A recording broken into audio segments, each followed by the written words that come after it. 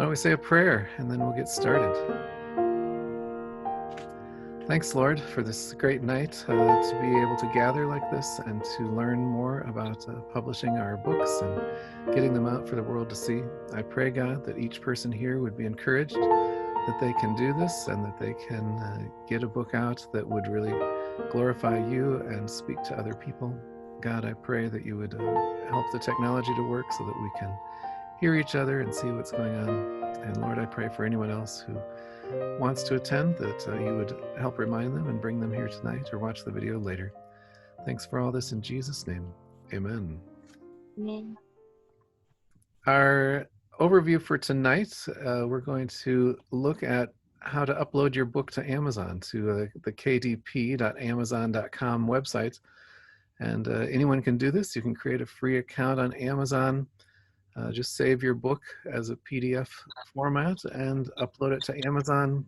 They help you create your cover. If you don't want to create your own cover, you can create your own yourself. And so I'm just going to walk you through step by step tonight how to do that. That'll take about 20 minutes. Then we're also going to just talk about your own books, questions you have, both about uploading books, but also just anything that you want to talk about regarding your book, because everyone's at different places. Some people have published books before, some haven't, some are very deep into this, some are not. So I'm glad to take questions and look at anything you guys want to look at. I actually uploaded a book to Amazon yesterday. I've just finished one called 365 Daily Devotions with Eric. And so I just gotten it all done and formatted, and I went ahead and uploaded it yesterday, and I screen recorded it all because I didn't know how many errors or steps there might have been along the way. And it turned out there were several things that I had to fix and do, and so it took me 2 or 3 hours. So I've condensed that into 20 minutes so you don't have to watch all of it. Let me know in the chat room if you have any trouble seeing or hearing it. Hi, this is Eric Elder. I'd like to share with you how you can self-publish your own book on Amazon. There's actually a very straightforward way to upload your PDF document, just a document of your book, onto the Amazon website and make it available for sale anywhere in the world. Now, there are a lot of details that you could get bogged down in. There's lots of things that you can play with and little tweaks here and there. But in general, it's a fairly simple process. It's also a free process. You can create a free account on Amazon to do this, and you can upload your book for free, and you can start selling them at no cost to you. Amazon only takes a commission when one of your books sells, and they take a portion and they put the rest in your bank account. So it's a very nice setup. It's a zero cost entry, and you can print books fairly cheaply, even for yourself. And I'll share some of that in a minute too. I'm going to go ahead and upload a book that I've recently completed. It's called 365 Daily Devotions with Eric. And I've, over the years, written several books, several dozen books actually, and I've combined a number of them, 14 of them, into one devotional book that you can go through a devotional every day of the year. And so I've put these out online over the years, but this is the first time I'm putting them together in a paperback book so that people can buy this paperback and have all 365 devotions in it, and then they can just go through it day by day. So we're going to use that as an example, and I'll go first to Amazon's website for their desktop publishing. I'm going to share my screen here first, and we're going to type in a web browser, kdp.amazon.com. It's called Kindle Direct Publishing. And here on the right, if you already have an Amazon account, which many people already do for other things, you can use that same Amazon account. If you don't have one, you can just click this "Don't have one" and sign up. Type in an email address and a password if you need to sign in, or create your KDP account. If you don't have one yet, put your name, your email, your password, and say create your account. But I already have one, and you may also have one already, so I'm going to log in with my Amazon login. Enter my password, and this takes me into where all of my books are stored. If you don't have one, you start here with create either a Kindle ebook or create a paperback.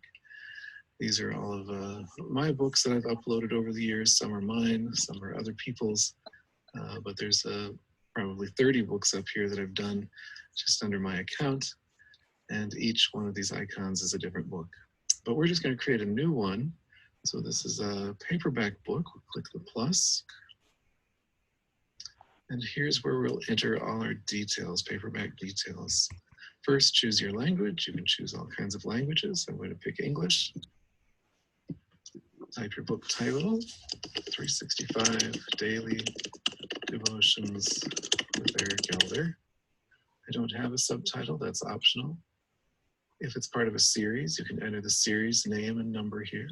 If it's a certain edition, like version 1 or version 2 or 3, and it tells you here what counts as a new edition. So it will guide you through that, but we're considering this a new book. Then it wants the author information. I'm going to say Eric Elder. And it says an author. You can add other contributors here. For instance, if you have an editor or illustrator or a preface by or a translator, you can add that here, but I don't have any of those right now. And it asks for a description. I'm going to go ahead and take a description from my book. So I'll get out of this, go to my back of my book cover, which is something I've created on Pages. You can create your book cover right there on Amazon. They have a cover creator, but I like creating my own covers. This is the cover that I've created. Over here on the right is the front of my book. Down the middle is the spine of the book, and on the left is the description of the book. I'm going to just copy all of that text that describes the book, and I'll go back to Amazon and I'll paste this. It says this will appear in your book's Amazon page. And it says, why do book descriptions matter? And it says because it's their first reader's first experience with the content of your book, because it piques their interest and helps them have a good experience. So mine starts with, I love spending quiet time with God every day. It centers me. And for over 30 years now, I've been writing down what God has spoken to me during those quiet times with Him. I pray this book encourages you during your own quiet times. This book includes devotions from, and then I list the various books that it comes from. The next section says publishing rights. I own the copyright and I hold the necessary publishing rights. This is not a public domain work, it describes it there. So you can enter some keywords. I'm going to enter devotional, devotion, Christian, inspiration, Jesus Christ, Bible, Christianity. And you can have phrases if you want. You can have other things in there too. In fact, let me change from Christianity. I already have Christian. I'm going to say devotionals. Some people might be typing that kind of word. Then it asks you to choose a category. You can choose 2 categories, and it says why are categories important? A browse category is the section of the Amazon site where users can find your book. Think of the browse category like the sections of a physical bookstore, like fiction, history, and so on. You can select up to 2 of these categories. So I'm going to click on choose categories. Fiction, nonfiction, these are the major headings. I'm going to go to nonfiction and drill down a little bit. Is it antiques, architecture? I'm going to look for religion because this is a religious book. There are all kinds of choices under religion. There's biblical meditations, but I think I'm going to pick Christian life because they have a specific category called devotionals. And they also have an inspirational category. So now I have 2 categories chosen, nonfiction, religion, Christian life, devotional, and the same for inspirational. If you wanted to reach a different market, there's all kinds of other categories you could choose. You try to think of who your main reader is going to be and then choose a category that they might be searching for. Large print, is this a large print edition? No, it's not. Does this book contain adult language, situations, or images inappropriate for children under 18? No, it does not. We'll save and continue.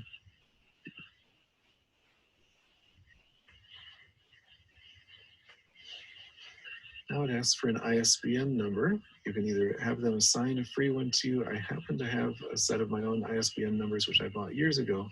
I wouldn't have needed to do that if it was free now, but I'm going to go ahead and go into my book because I've typed that ISBN number already inside my book. Right inside the cover page. There's a cover page of my book here in Microsoft Word. And then on the back side of the cover page, there's all this copyright information table of contents, etc. I put all this copyright information, the ISBN number there. So I'll go back and say ISBN number, there's my ISBN, and then an imprint is associated with your title's ISBN. Enter the imprint that I use to purchase my ISBN number. So I will say Eric Elder Ministries, publication date, let's pick today.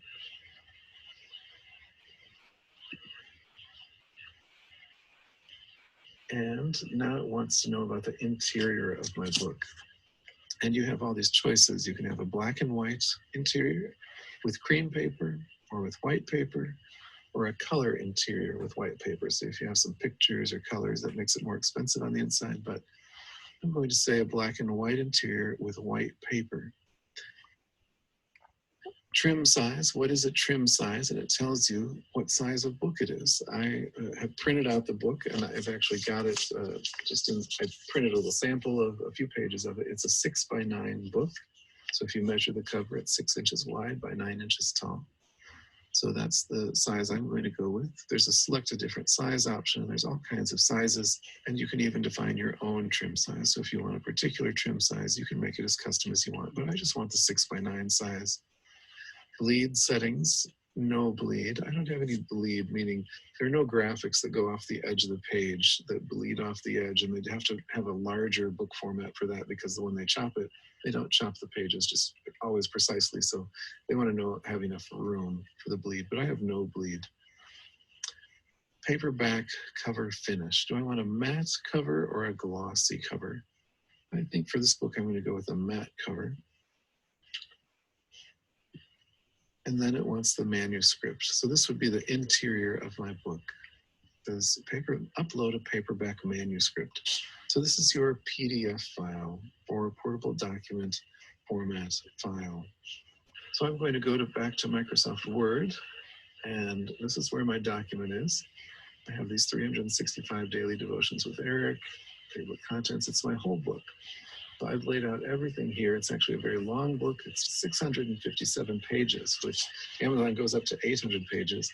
Most of my books are more in the 100, 200, 300 page range, but this one, because it's a collection of a number of books, I'm using a much larger book format.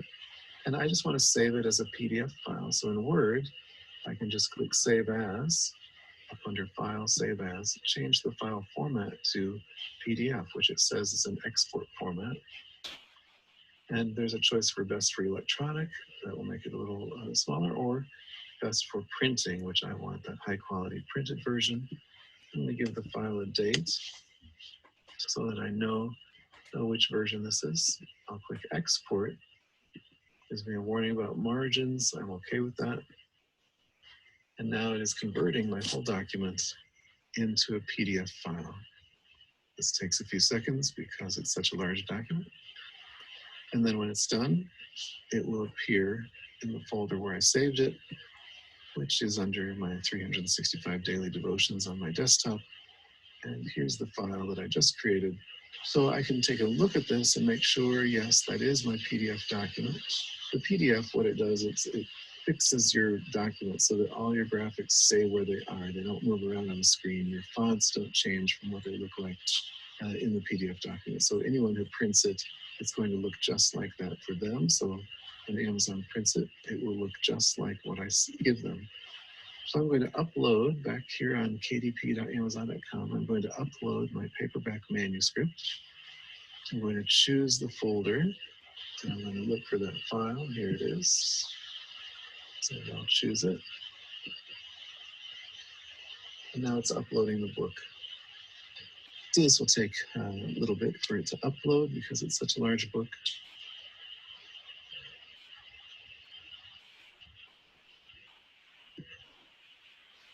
And it says the upload was successful.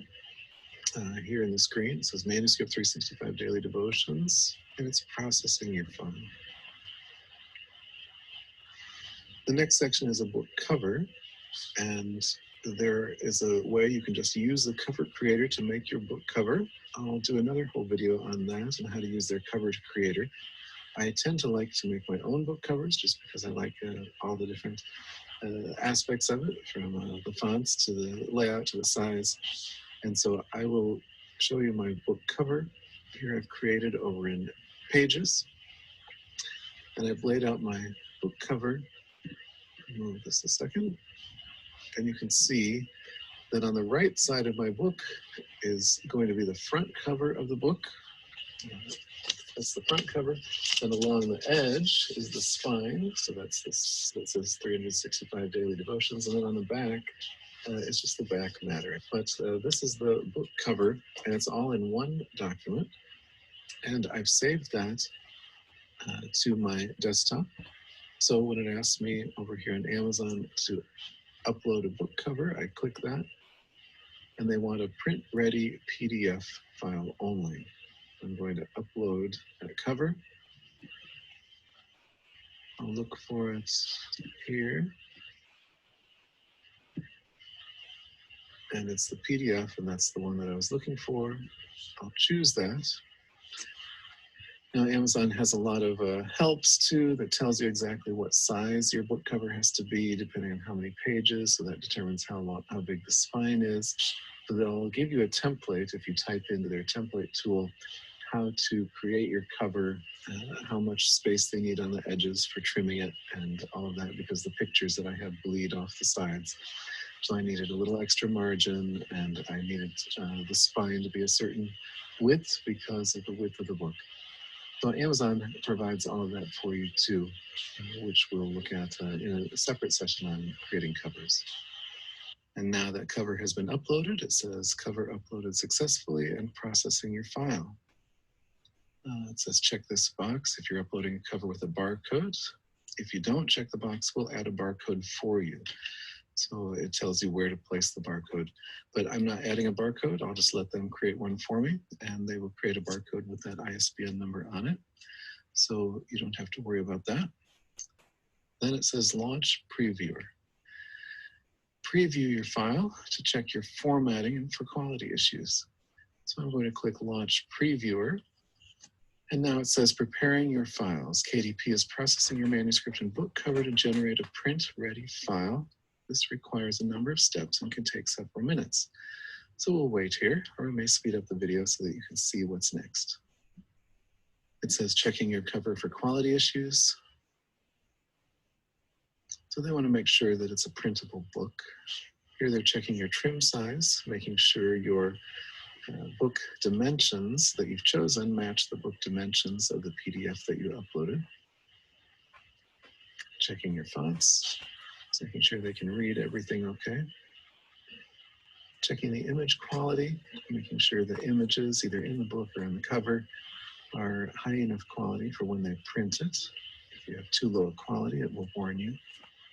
Checking margins and gutter size. I want to make sure that they don't cut off any of the text in your book. Checking your pagination. Checking for blank pages. Generating a barcode for your ISBN. And now it's preparing a PDF ready file. And it opens the book for me. It says if your book has any errors, they will appear here. You can see here on the screen that there's a red box around, and that's showing that where the margins will be, where it's going to cut off. And so that all looks good. They've generated a barcode, so that's good. It's not in the way of my graphics on the back. So for here, everything looks okay. And that's the cover. I'm going to go to the next interior. It shows the blank page on the inside cover, then my inside cover title. All right, I like the way it all looks. I'll click approve.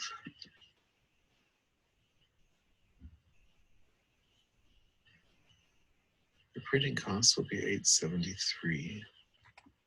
So that's what it will cost just to print the book. This is a fairly big book. My smaller books cost about $2 or $3, usually $3 to $5. But for a book this many pages, $8.73. which is amazingly cheap if you were to take this big of a book and try to get it printed at a local copy shop.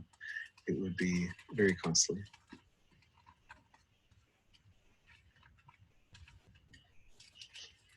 Save and continue.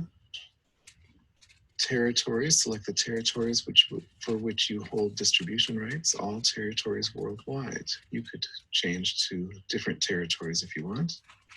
Royalties and pricing. It says the minimum price is $14.56, maximum $250. Let's see, at $14.56, what I would make at that rate, my royalty would be 0. So I really need to charge maybe $25 for this book.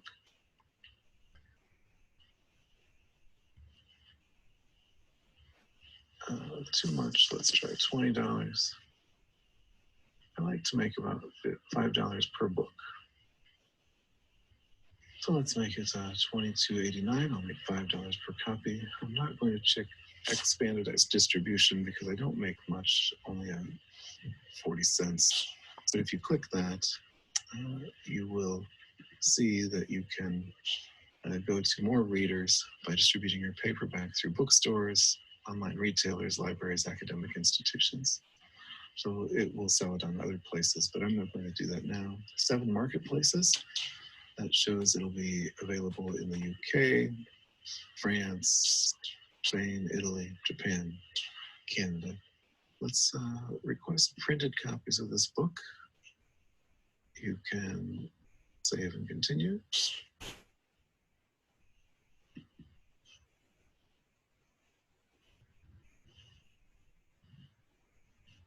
Proof copy, request proof copies, order proof copies of your book before publication. This will let you be able to see everything. It'll have a mark that says not for resale on it. And you can order your quantity of proofs that you want, 1 to 5. Select a marketplace, that would be just Amazon.com unless you're from another country. You can order up to 5 copies, submit a proof request, and you pay for each of those. And I'm not actually going to order a proof. I want the final copy, and I'll click Publish Your Paperback Book. So here it says your paperback has been submitted. 365 Daily Devotions with Eric Elder, $22.89. It says next we'll review your book to make sure it meets KDP's guidelines for book content. If it passes our review, it can take up to 72 hours to be available on Amazon for purchase. During the review, your book will appear as in review on your bookshelf. You can still change your book details, your content, your pricing after the review, but right now you have to just wait until they're done. They give you an option, publish your book as a Kindle ebook, and there's some other ways to do that. You can start your ebook now. I'm not going to do that. If I want to create one of those later, I might, but right now I'm going to click close. And here's my book on my kdp.amazon.com bookshelf, and it says it's in review. So we'll wait up to 72 hours and see what their response is, and then it should be live right on Amazon.com. Thanks for watching. You can find all my videos on ericelder.com. Okay. So a little technology demonstration. Remind you of good old days, Bridget, when we would do technology fairs and training and all that kind of stuff. So that was a sort of a high level plus a detailed level overview. How about any questions on that whole process? I noticed a few things in my video too that I didn't say that I would have said, that I would have clarified.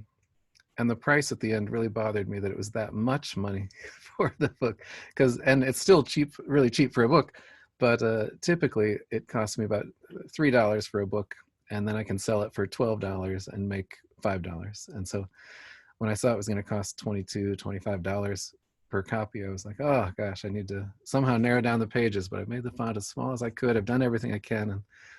And it charges per page rather than per size. So if you have a big book like this, I did this big collection of quotes book, but it's only 200 and some pages. So this book actually costs $3.41 to print, which you can order at your author rate. You just order it yourself, and you just can get your own book at that price plus shipping, which is great.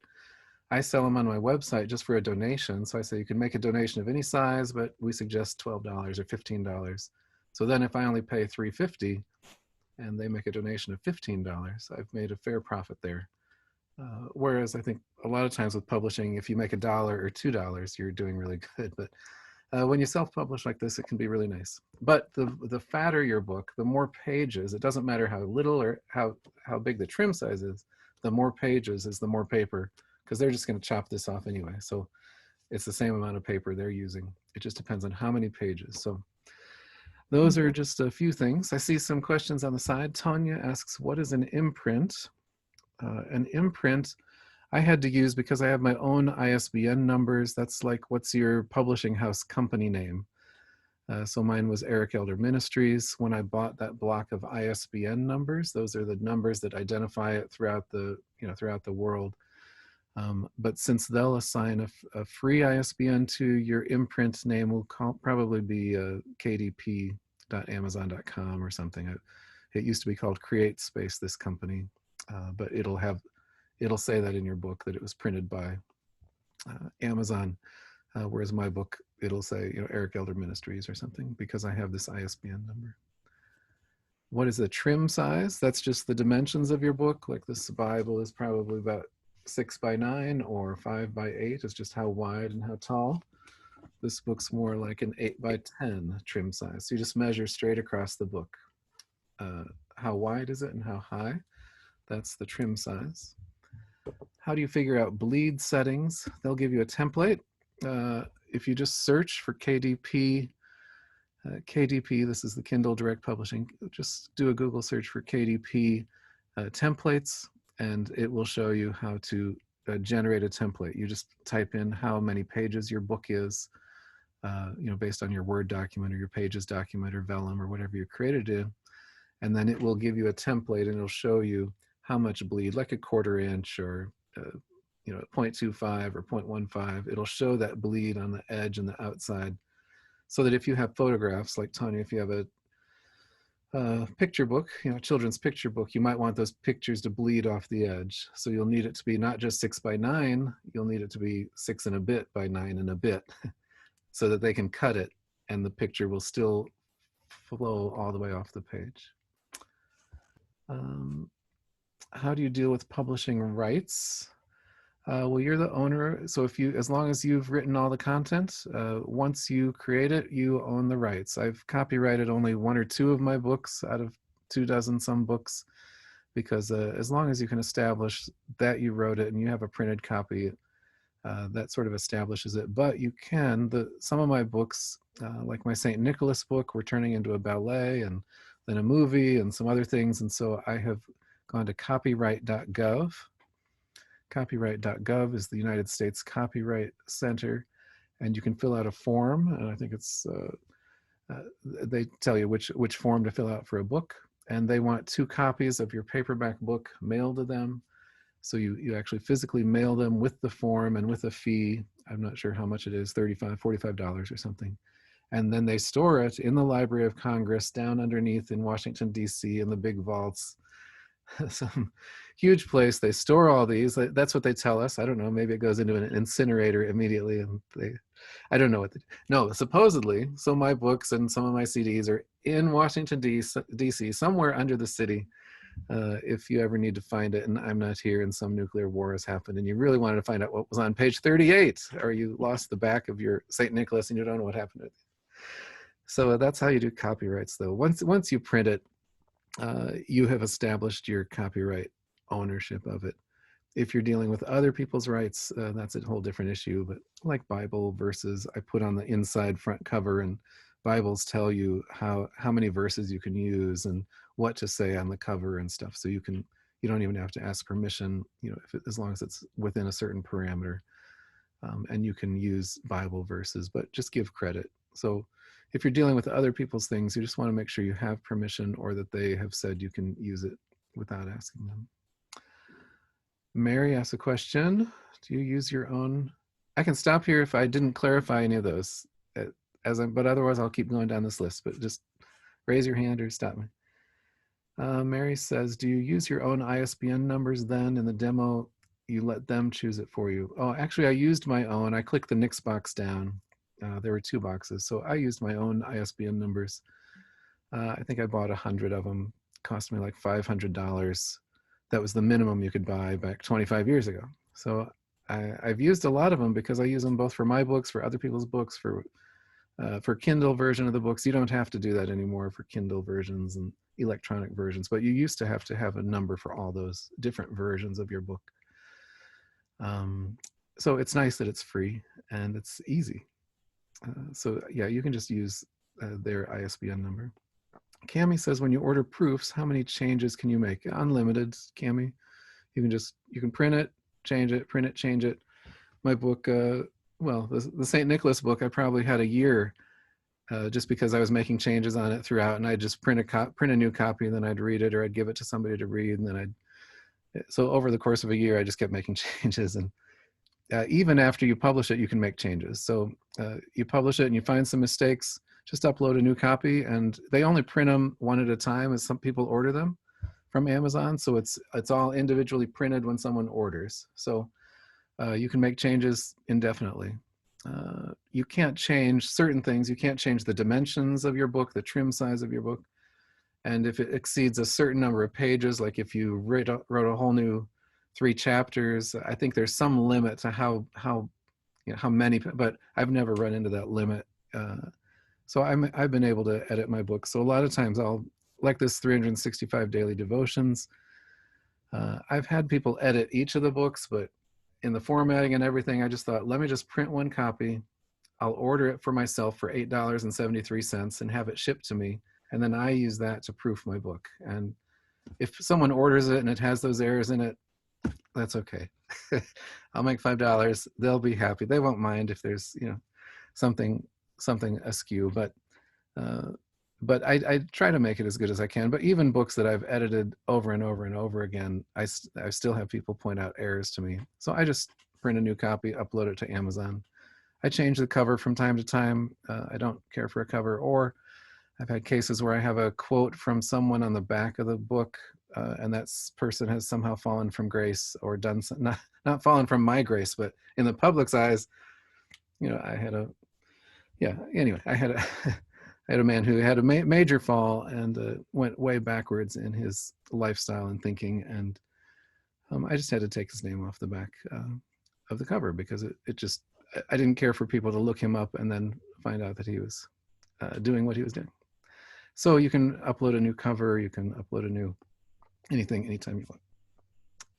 For the proofs, do you just upload a new PDF? Yes. Does Amazon do hardbacks? They don't. There are 2 other companies that you might like to look at, lulu.com, LULU.com, or blurb.com. Do some of you others have places you know of that do hardbacks? Bridget or Kent or Ingram Spark, Kent says. Would that just be ingramspark.com? Maybe. I think so. Let me check. Like sure. Bridget says Ingram too. Okay, thanks, Bridget. Yeah, it's ingramspark.com. There's no H. Okay. ingramspark.com. So there are other companies that can do it. I've tried some hardbacks of mine. It just makes it really price prohibitive, I feel like, for people. At lulu.com, they did a beautiful job, and I had a nice wraparound cover and everything, that you could take off and have it was very, very beautiful, but it was like $30 for a 100-page book. And it just, and I made, $2 on it or something. So if people are going to spend that kind of money, I'd like to make some money, and I'd like to save them money, really. I want to get my books into people's hands. So that's why this bothered me, that this book was going to be $22 for people. I'm like, oh, I don't want that price point to keep them from it. So they can buy all the individual books, but 14 of my books individually are, $12 or $15 each. You do the math, and that's, like $200 if you bought all those books. So for $22, you're getting a great deal. You get all these books plus the St. Nicholas book thrown in. All right, I'm advertising now. Tanya asks, what about children's board books? Where can I publish those? Amazon, or I don't know the answer to that. I wonder if blurb.com, they're sort of a they're like photographers use that. Blurb.com, BLURB. But I don't know. You might have to just Google search that one, Tanya, unless somebody else knows. Board books like Goodnight Moon or something. The little where every page is a cardboard, every page is board. So Amazon's really just for a paperback book or Kindle versions of your books. There was a question from Cami earlier. Do you hire out your services? I don't really, but I'm glad to help people along the way. And there may be some others in the group who do. Does anyone else hire out any of these pieces? You can speak now. And Bridget's more on the editing end of things, I would assume. Bridget, you like doing editing and stuff. Do you hire out for the stuff like that? Editing? But you probably don't do layout. Yes. Well, only with books that I'm working with through editing. Kent, do you hire out any of these services for helping with books? Ghostwriting mainly is your thing. So ghostwriting is my main thing, which means I work with people to develop their book.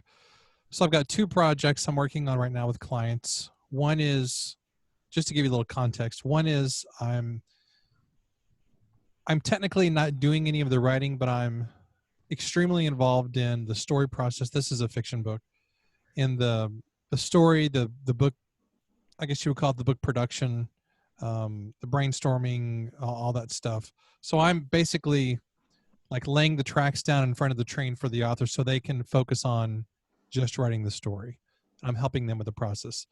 For another client that I'm working with right now, I'm actually ghostwriting their book. So in fact, just a couple hours ago, they sent me a document where I asked them to basically give me a summary of all the main points that they would like in the book. So they sent me this long Word document, several thousand words, that was extremely helpful. So I will take those. It'll end up being, I think, 21 short chapters in the book. I will take those chapters and we'll have a call every week where we will walk through probably 2 or 3 of those points. Every time we have a call, and I will ask them questions and pull out stories from their memory and tips and strategies and all that kind of stuff.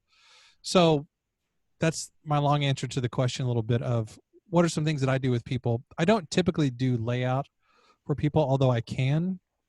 If it's something simple, I can do that pretty quickly. I do editing as well.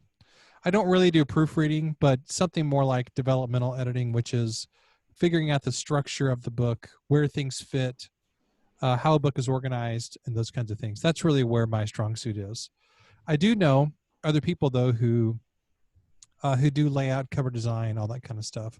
Those aren't my specialties, but I know others who do if anybody needs a layout person or a cover designer. So you can find Kent at kentsanders.net. Bridget, do you have a contact or? You can go to my website, bridgetbooth.com, but Okay. bbooth@bridgetbooth.com. And she says she has experience editing and proofreading.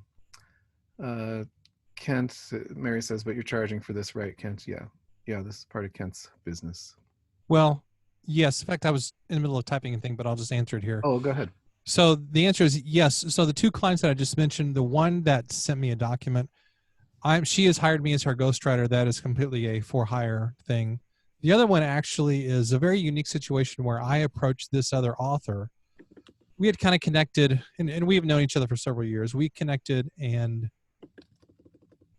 the kind of thing where you start to get to know somebody and you think a lot alike. So this lady's actually, she's about my mom's age, but we really think alike when it comes to art and the creative process and all kinds of things. So I just went out on a limb a few months ago and I said, hey, so-and-so, I know this is a super crazy idea. I've never asked anybody this before, but would you be interested in working on a project together? I don't know what that looks like, but I just feel compelled to ask you if you'd like to collaborate on something. So from that point forward, then we started talking and we came up with the idea of kind of a teaching story that's illustrating several concepts that are important to this author. and we're kind of boiling down her life experience into this story so she can help people who are sort of in her life situation. So that was going to be a co-author thing, but as we went through the process, we discovered that the best way for us to work together, the best way for us to work together was for her to do the actual writing, and I would be her sounding board, and I would be kind of the producer of the project. We never really attached that term producer to books. That's more of a thing that's associated with movies and music, but in this case, that's really how I'm functioning. I'm doing all the other stuff. She's doing the creative aspect of the story. So, but I don't know why, but I tend to answer really simple questions with these long, elaborate answers. I don't know why that is, but that was a long answer though. But no, I'm not getting paid for that one. This is kind of a co-author type of a deal. However, I do want to say this though, that my experience with doing freelance writing the last several years and really focusing on ghostwriting the last year or so, I have learned a lot from every single client. And what I think is so interesting is that if any of you start to work with other people, maybe you're writing with other people, or you're writing posts for somebody else's blog, or somebody's writing posts for your blog, or any sort of collaborative thing that you do with anybody, it's so fascinating because you take things from each one of those relationships and experiences, and then you can apply that to the next thing that you're working on. For example, the two ladies that I just mentioned, the one that hired me and the one that I asked about the project. So these are both story or narrative based projects. And what I'm learning from one, I'm applying to the other project. So like every creative project cross-pollinates every other creative project that you do. So that's why I like to do a multitude of different things, because I learn something from every person that I can then apply to other things. So at least that's the way I look at it. And I love the idea of just working with a variety of people because they're all different. Mm-hmm. And yeah, I just think it's been a lot of fun. And I'm just going to pop this up here. This is not planned, but this is kentsanders.net, his website. He offers a free copy of the Ultimate Toolkit for Creative Entrepreneurs. Lots of the things. Ultimate Toolkit. The Ultimate Toolkit. Ultimate. That's called marketing speak, I guess. So kentsanders.net. He does a great podcast called Smart Business Writing that's free. You can listen to it on Apple iTunes or Spotify or wherever you listen to podcasts. Look for Smart Business Writing.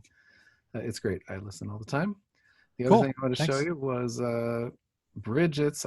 Bridget, I hadn't seen your website before. That is beautiful. BridgetBooth.com. There, Bridget Booth, children's author. That's so gorgeous, Bridget. And you offer something. Get your free copy of Pirate's Treasure, an adventure short story. Click here for your free short story. So check out BridgetBooth.com or kentsanders.net. You can find That's a great website graphic. Oh, thank you. I really, really like that. Gorgeous. Your signature there, I'm sure that's just your official signature that you use. Like, yes, you know it. like mine looks just like that too. Every time you see Eric Elder, it's gorgeous, but totally enhanced. It's not that it's not my signature, it's just not always my signature. Or hardly ever. Okay, other questions on publishing and uploading. And we're going to get to your own book stuff too, probably here in the second hour. We've got maybe another 10 minutes here. Just that questions on publishing. Yeah. Actually, I did have a question. What's the difference between the expanded distribution and the regular distribution? It looked like there was a difference of like $5 for one of them, and then it was like 42 cents. It's a pretty big difference. I was curious if you could elaborate on that. Well, for my price of my book, that was a big difference. For a normal book, it's 60% or 40%. So it wasn't that much of the net profit. So for a normal book, it might be $5 and $3 or something on a normal size. But expanded is, it's available on barnesandnoble.com. It's available on all kinds of other websites, libraries, institutions. They can all get your book. Normally, I would choose that. But if I was only going to make 42 cents, I didn't want to bother. listing it out there, because then some people buy it on, you know, on that website, and I just don't make as much. But normally I would check it if I had a smaller book and it was the right price. So expanded distribution is academic you know, it shows up on library websites, university websites, all kinds of things. So it's good. It's worthwhile if the price point is right. Yeah. You guys know the difference between matte and glossy. This is like a glossy book. You can see the reflection. The matte is like this. It's a little more, there's no glare. It's just matte glossy. So I used to like the matte or the glossy because it looked like a professional book, paperback, perfect bound book. But now I sort of like this, even though it doesn't look to my eye back in the 80s as such a professional book, but now it looks like a really cool, nice modern book. Glossy. The other thing I didn't mention really about proof copies, since I create so many books and just keep uploading them, I go ahead and just say publish it to Amazon right away, and then I can just order it and get Prime shipping, and it's, you know, free shipping and stuff for me. And but if it's your first time publishing a book, or you just really want to make sure before it's listed on Amazon anywhere, you would want to get a proof copy. So then you just click that button and you order proof copies, but they're marked like on the inside cover that says proof copy, not for resale and stuff. So they limit you to like 5 at a time you can order. You just don't, but you would probably want to do that just to make sure everything comes out the way you want. The colors are the way you want, the margins are what you want. So you can order, you know, proof after proof. I mean, you can, when you get it, it's like, oh, I don't like it. You upload a new one, order another proof, and do this all behind the scenes like I did for my St. Nicholas book before I ever made it publicly available. But now I've just gotten so comfortable with it. I know it's going to be pretty good. If somebody happens to order it, great. If it's got errors in it, I'll fix them. But it's not like I have a lot of people storming down the door that first day or week or month or year. Until I tell somebody it's there, they're not likely to find it anyway. So I just go ahead and order my copy. There's a question. Cami says, are taxes for royalties hard to deal with? How do you keep track? Amazon handles all that stuff for you.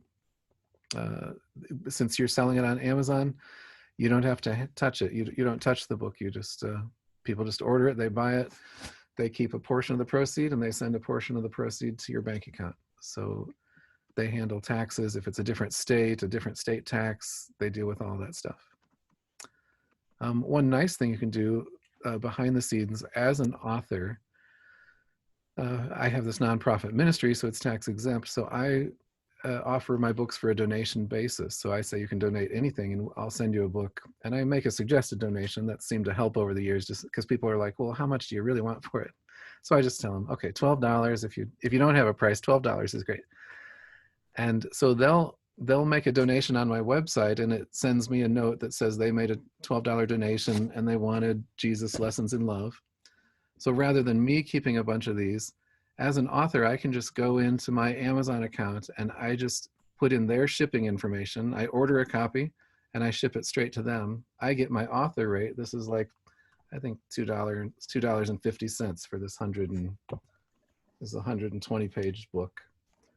So I get my author rate, I ship it to them, I pay the shipping too, so $2.50 plus maybe $3.50 in shipping, that's $5 or $6. But they've made a $12 donation or a $15 donation.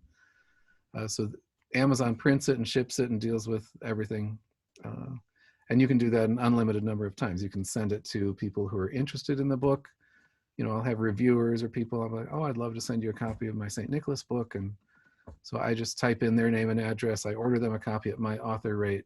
So I actually only have like 2 copies of each of my books at the max at any time here at my house. I just, because it's too many books to manage, and I sell them once in a while to people, but otherwise it's just a nice way. So you can even offer it, or you can order, you can order 25, or you can order 200, or you can order 2,000 for yourself.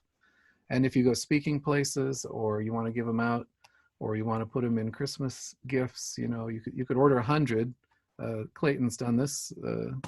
Clayton, are you still with us a little bit? Let me unmute you just a second.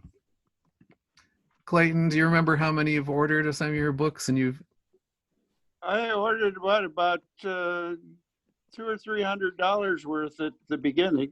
Yeah, and they were, $2 or $3 books, and so we had Yeah. 150 books, and then he gave them out as his men's group. He gave them out at his whatever. He sold a few. He gave them to grandkids. He gave them as Christmas presents.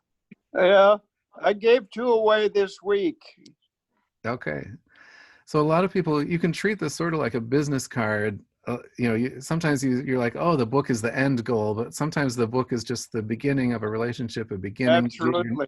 to get your name in the door, to get a speaking gig. So you almost treat this like a $2 business card, and you hand it to people and say, hey, here's a book I wrote about X, Y, or Z topic. And I have an interesting gift that I made to Dave Drabecki, who was a pitcher for the New York Giants, and he had cancer and he had to have his left arm amputated. And so I actually had met him about 20 years ago at a Promise Keepers meeting.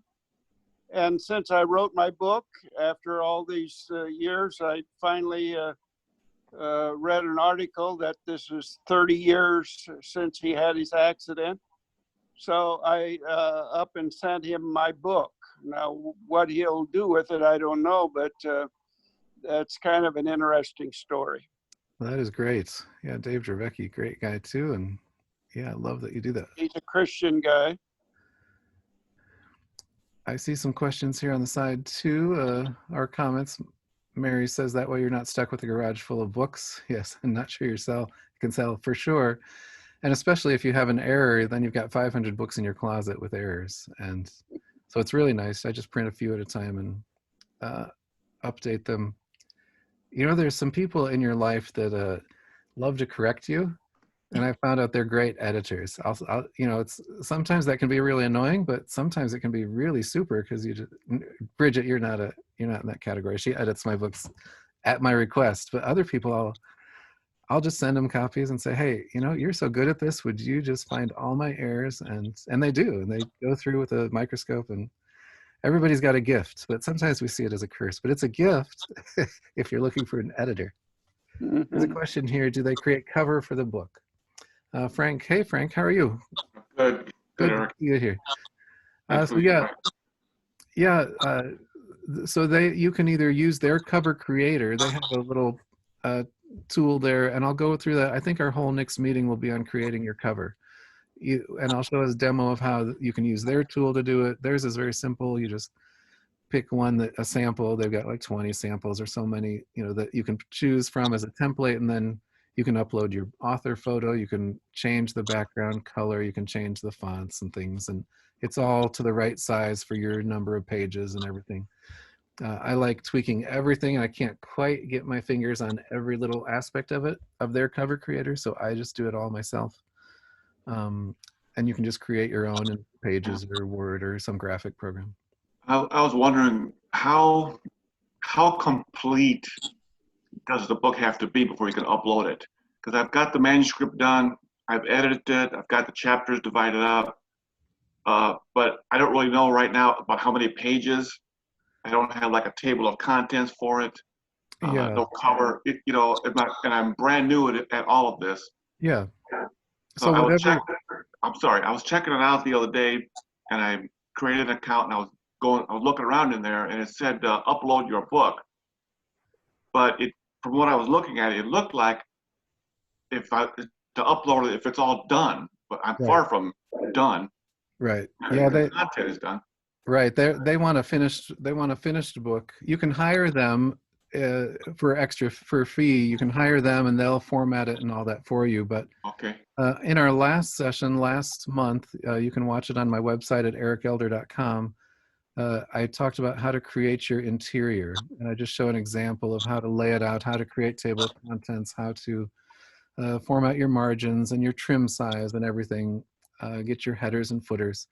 So if you just want to do it yourself, you can look at that video. That's in Microsoft Word. Now I'll probably do an Apple Pages version of that soon too, because I like putting books in that too. But is that fee kind of variable, or is it like a flat fee, or is it just depending on the book and what it's?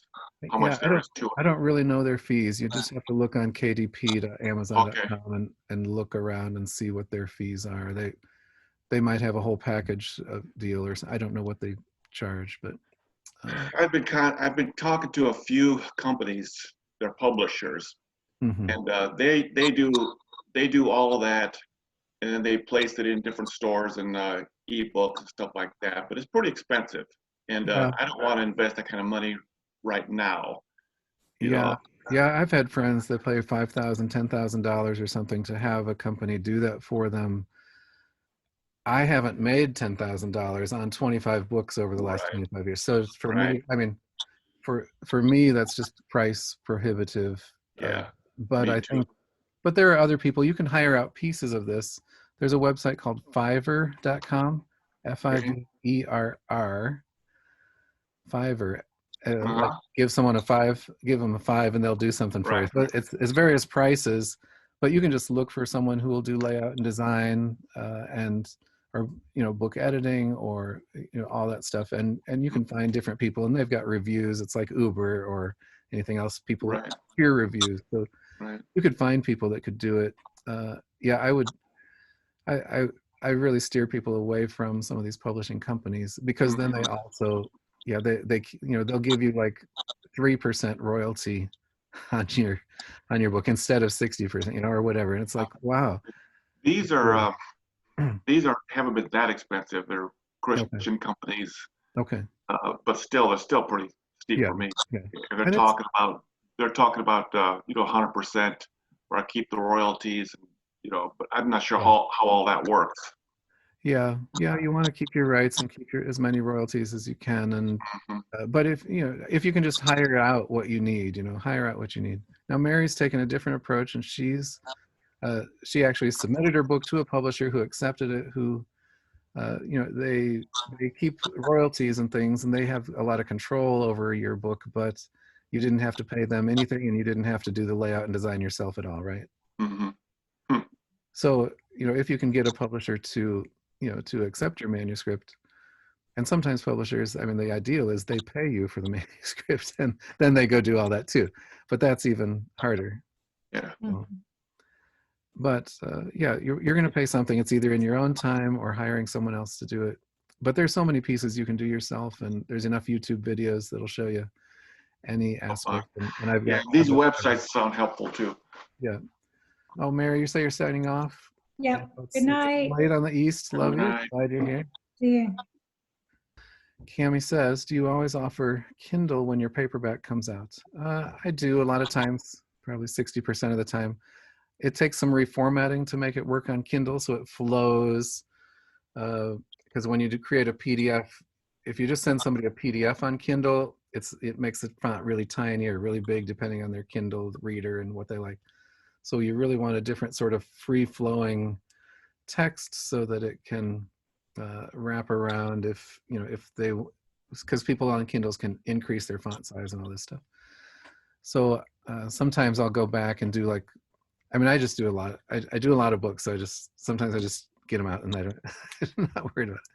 But I think I would do a Kindle version, yeah, if you could.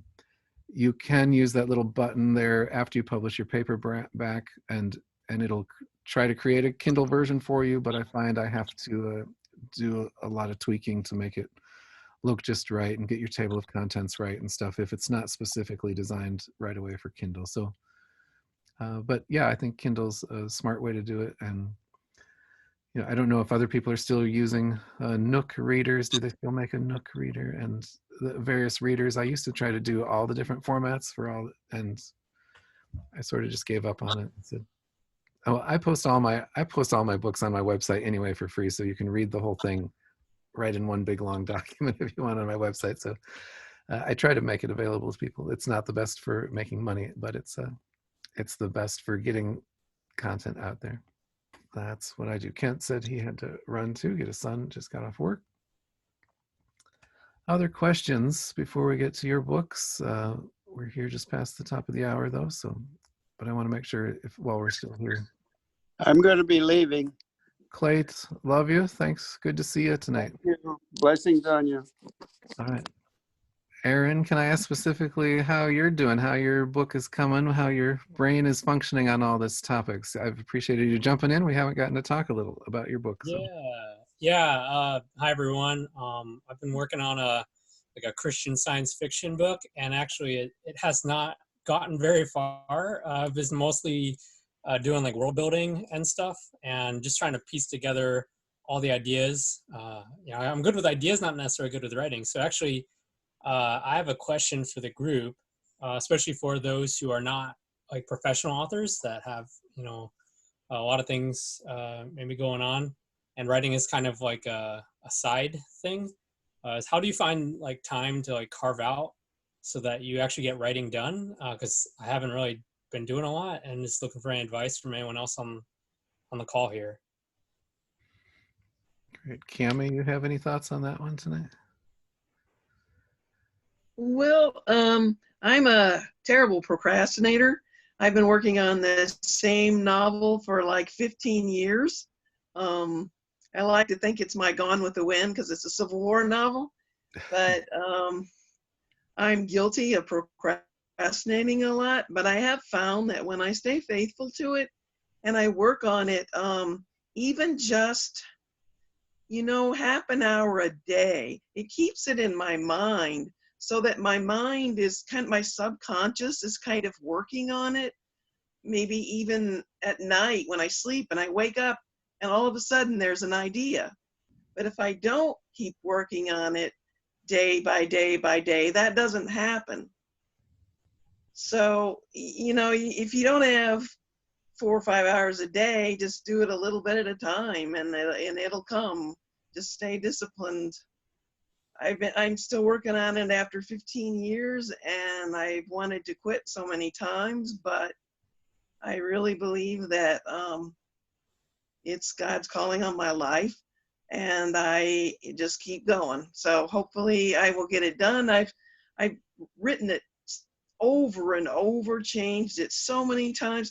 I've gone to a writers conference and proposed it, and actually got it kind of sent up to the boardroom where they vote on it, and then it got crashed down, and so I started it all over again, and then I've used a professional editing service to go over it, and it had so many bad marks on it that I gave up and started all over again. But I think I'm finally making good progress on it. That it has a good plot, good theme, and I'm making a lot of progress, especially now that I'm stuck at home. So I'm committed to finishing it, and that's one reason why I'm here tonight, because this is the finishing project where you're putting it out there on Amazon, and I need to know that because I'm terrible with technology. But that would be my answer. Work on it a little bit each day so that it stays in your subconscious.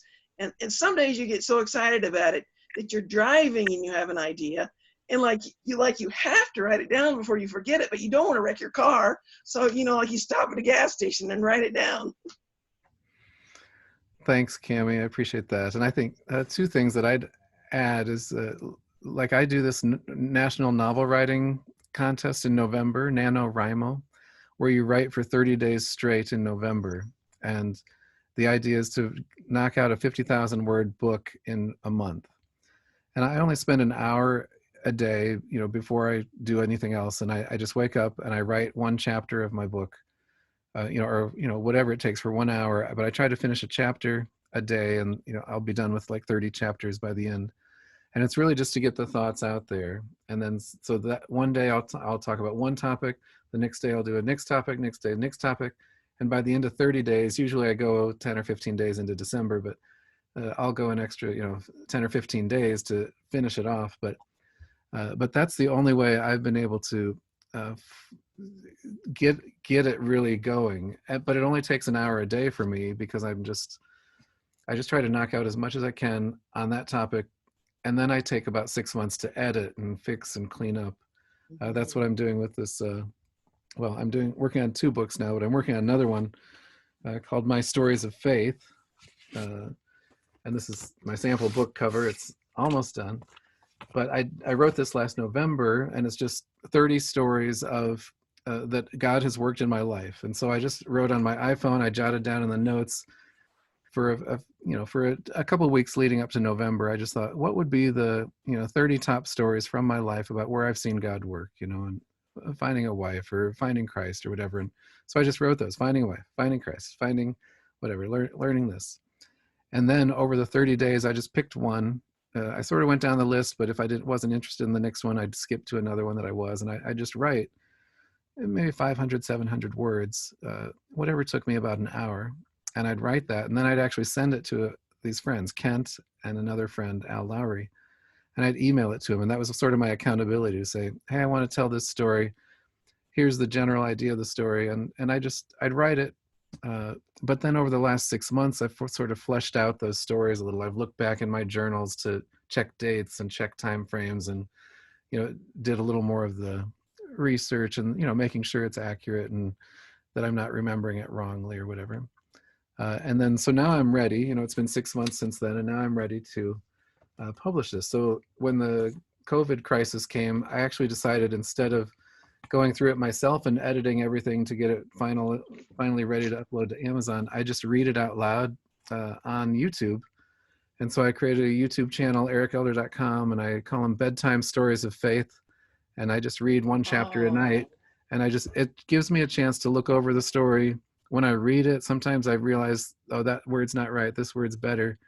And so I'm just reading it both to encourage people, but also it helps me clean up the editing, because I've got a live audience that's going to hear this story, and I'm like, ooh, I can't say that publicly, so I need to change that word. I have to say this story differently. Or so it's different when you go in front of people and that there's a live listener. And it's been fun. So the last 43 days, I've extended it, so it's going to be about 50 chapters, and so I'll be done next week. But it's been every night at 10 o'clock. I just read a story, play a song on the piano, and pray for people. And I don't know, part of me says, I'm not even going to publish it as a book. I'll just let the YouTube channel retain those stories. But I will, over the next week or two, I'm going to, upload this to Amazon and, go back and edit it.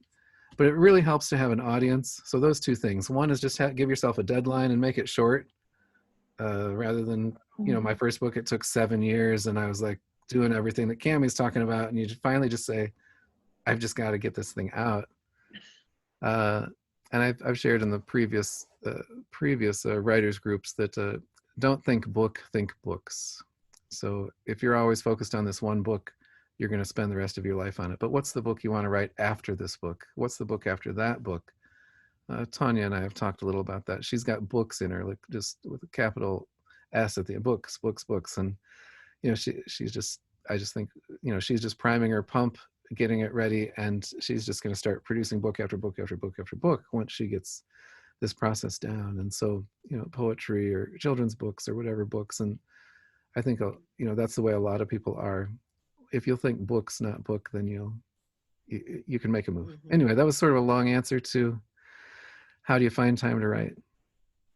Beulah, do you have a thought on that question too, by the way?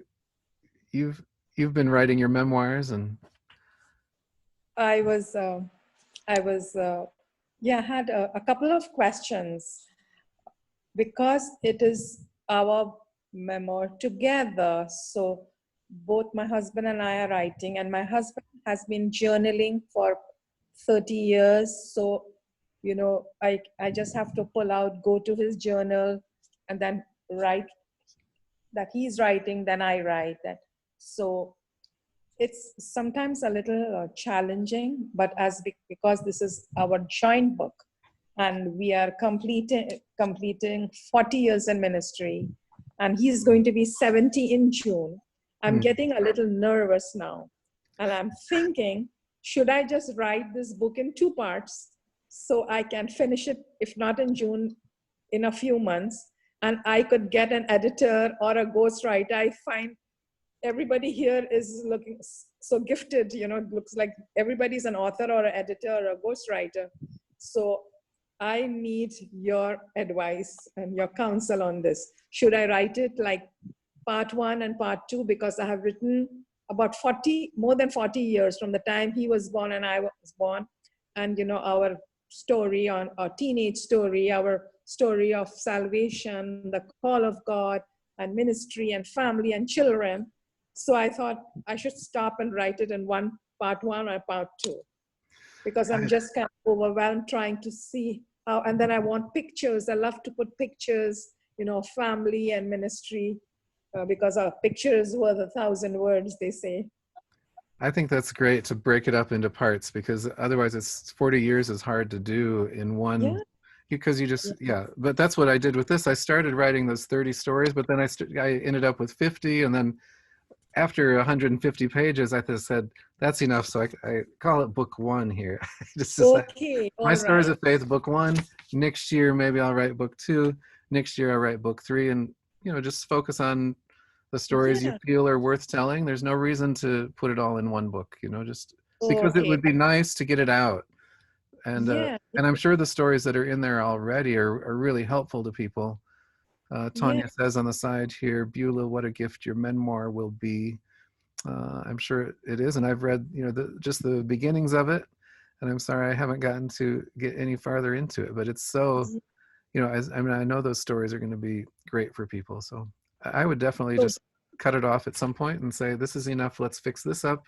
Publish this, next year we'll do another.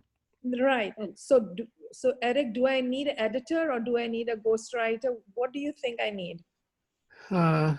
You could use either Bridget Booth or Kent Sanders. Bridget Booth is really, she really enjoys the editing. Did you see her website there, bridgetbooth.com? No, I'm not seeing it. In the chat room on the side, there's a little, you're on your phone, so you might not see the chat room. Yeah. Let me email it to you. Okay, yes. So Bridget Booth, she's someone you could hire for it at reasonable rates. Kent would be really good at ghostwriting. That would be, for instance, if you want if you guys want to just tell the story to him and then let him craft the book and write it and do all that. So he's good at taking your verbal story, or he could read your story and also just come back and ask questions or something. But a ghostwriter would more be taking the information straight from you, like during interviews, and then writing the book. So, but that could be a way, for your husband, if one of you is not as fast a writer or something. There is another lady. Have you heard of Patty Lacey from Normal? She used to live in Normal. I don't know her, no. She's written several Christian books, published several Christian books, and she and another lady work together on Christian books. They write them, they edit them. They don't charge very much. It's their ministry, but it's at pattylacey.com. She's a good friend of mine. Used to go to church here in I think East White Oak and also Grace.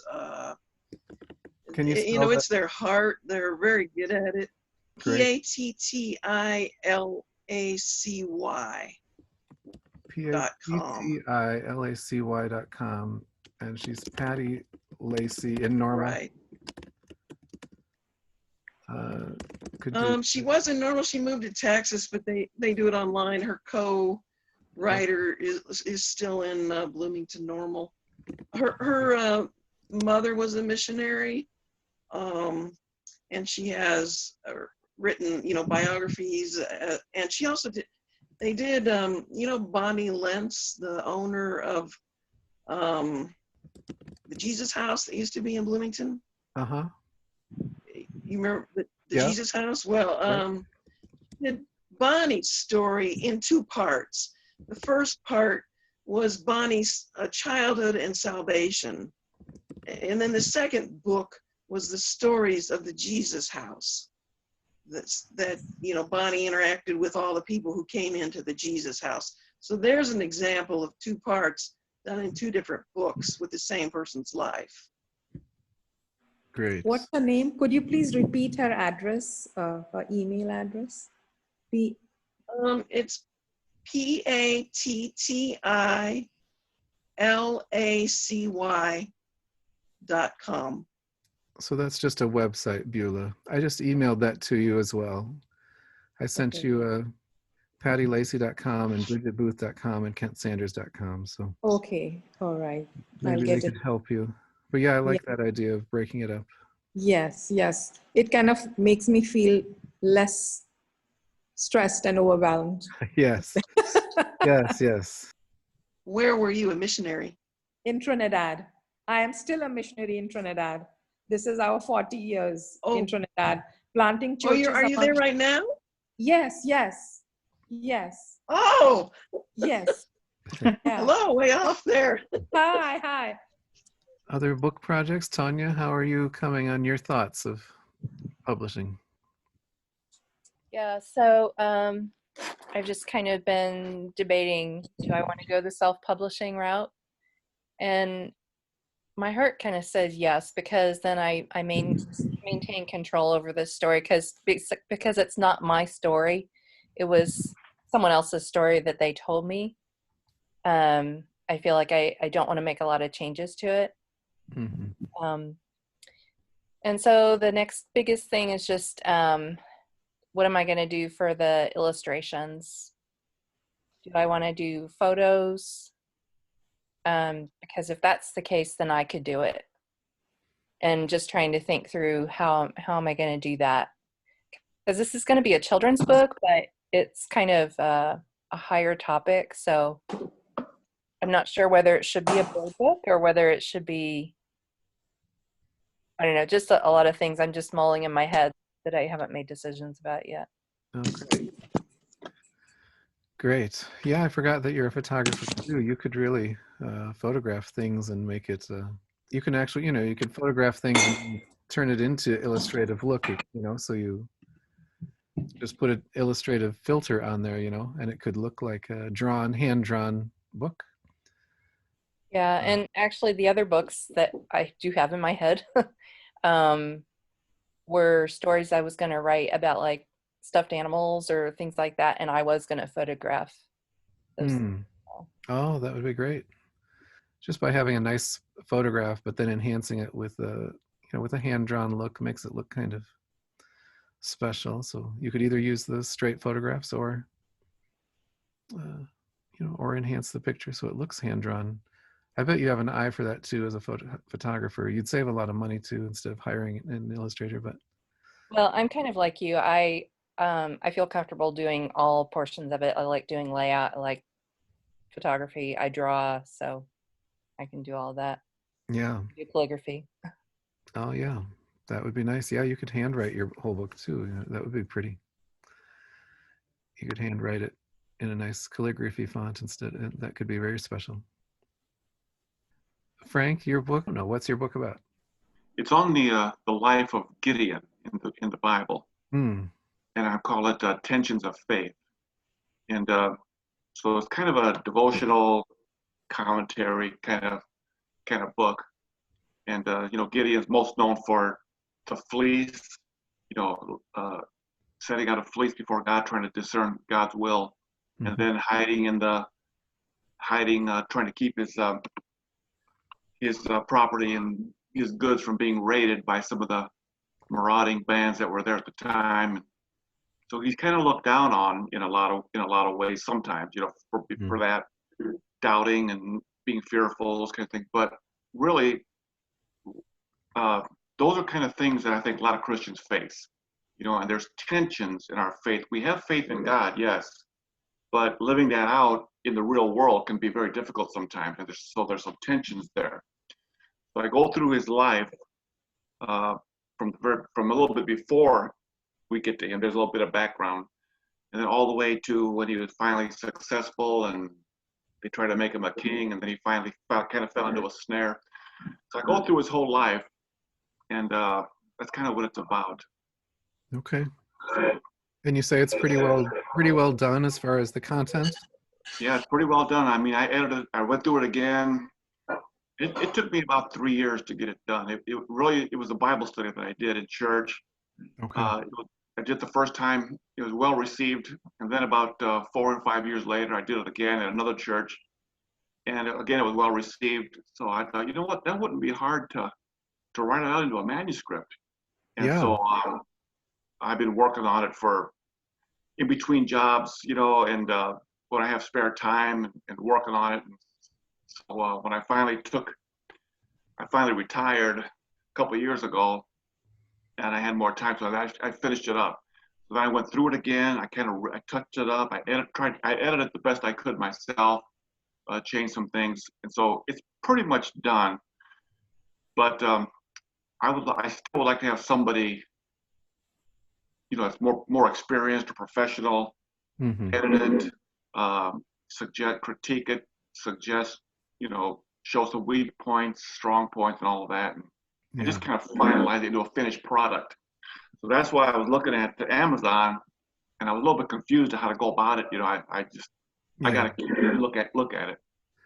Yeah, I think they hire out some of those services. But yeah, Bridget or Kent are really good at the kind of things too. If you want to, I've got their websites down here.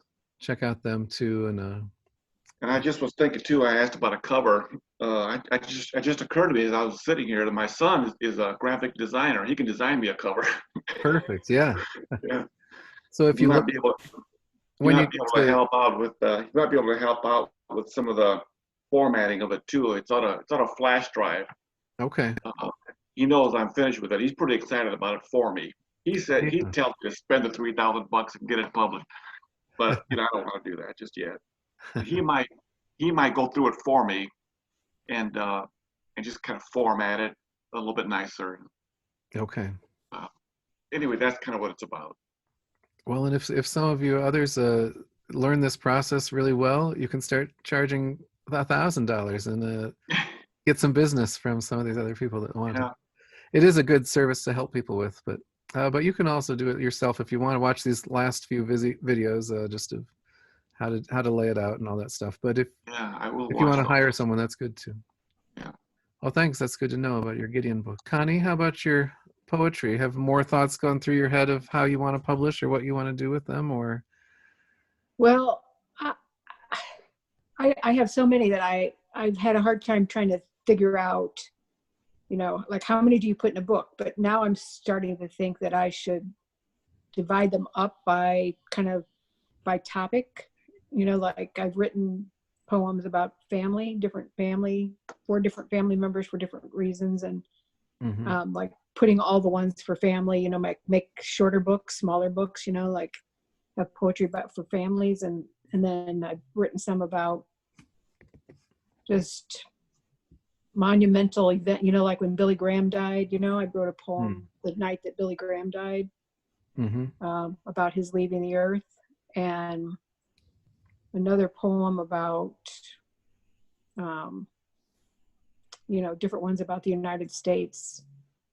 So you could do several. You could do several books and have 30 or and 50 or something in number of poems in a category or something. Right. Yeah. I just sometimes I think it would be easier to do it that way than scatter them all out. You know, just have like have a topic per book. And then the other thing, my other question though that I've kind of struggled with is because some of them are written to photographs, and so I don't know how to, you know, like how do you include a photograph with a poem? I guess you just put the photograph on one page and the poem on the other. You could, or you could just overlay it or you could put it, overlay it on the page, or just at the top or the bottom or something. Yeah, whatever way you want to lay it out in Word or Pages. I don't remember what you use, but yeah. So that's been my other. But yeah, you can import a picture pretty easily and yeah, because I have some of them on Pages, you know, in the computer or on the iPad with the picture with it. I have some saved on my phone, you know, ones that I've written, but I kind of get overwhelmed because I have so many poems. I've been writing poems since 1990, and I published 2 that I just sent in, you know, for poetry contests, and I have the books that they were published in, but I just have so many that, you know, sometimes you to sit down and sort all that out. Yeah. But it's encouraging, you know, each time we have these sessions, you know, just to listen to what everybody says, because it gives me some direction where it makes me not feel so overwhelmed with putting it all together. But how do you transfer, like, how would I transfer a poem that's in Pages with a photograph? How do I mean, how do I like set up a book? So in Pages, actually, there's a template that you would just copy and paste your poems into. There's like 2 templates for books. One's got like a contemporary feel and one's got like an elegant feel. And you can just copy and paste your poems into that template. When you open Pages, at least the more recent ones, just choose a template. There's an option to choose a template and just choose the contemporary book.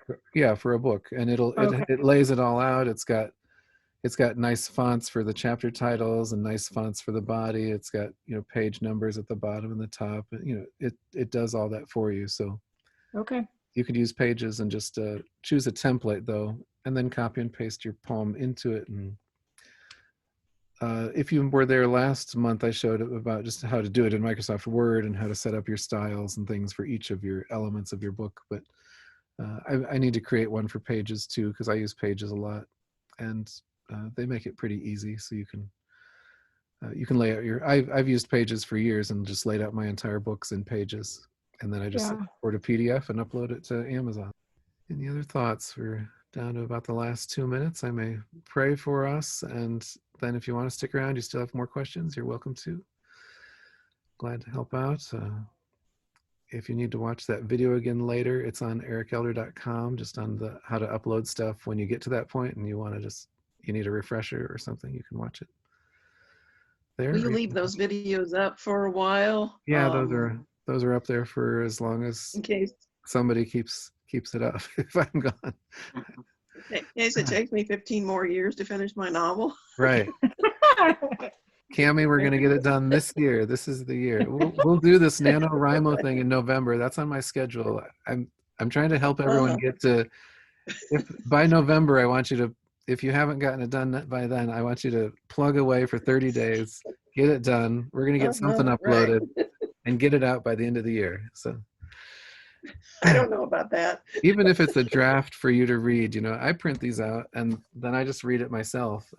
But it feels so much more finished when it's like this than when I print it on my.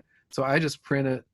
It makes me feel better, and then I have more incentive to finish it. So I'm very incentive driven. So that's a great idea. For $350. I got a bigger monitor so that I can stretch my pages out side by side, and then you can color them kind of in a beige look, and it looks a lot more like a book, and so it seems more professional as I'm writing it. Yeah. That helps. It does. I need those incentives. Well, let me say a prayer here, and if anybody wants to stick around, you're welcome to, but thanks for coming. Father, thank you for letting us join again tonight, and I pray that each person who's here and watching it later, that you would spark them what their next step is and their next step, and help them to finish this, Lord, so that they can get their books, their works out to other people, Lord, so that it can impact people with a kingdom worldview or a kingdom message or a better way to live or how to be saved. Or God, so much you've poured into Christians, God, and I pray that you would help them to get that word out to others, that it would bless them too. In Jesus' name, amen. Amen. Thank you, everybody. Yeah, thanks. Thanks for coming. Thank you very much. I appreciate it. It's very helpful. Nice listening, everyone.